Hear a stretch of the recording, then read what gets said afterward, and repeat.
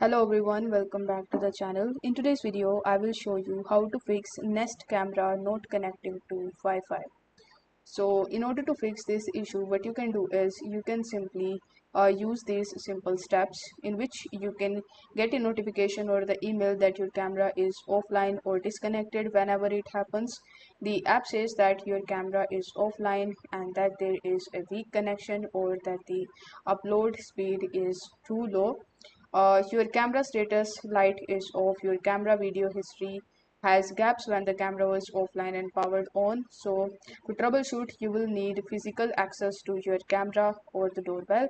After each step, you need to wait for a few minutes and then check whether your camera or the doorbell still have the connection issues. You can even try to restart your modem and the router. So restart your router and modem and any Wi-Fi range extenders or repeaters that you have. For instructions, check the user manual and the manufacturer's website for each device.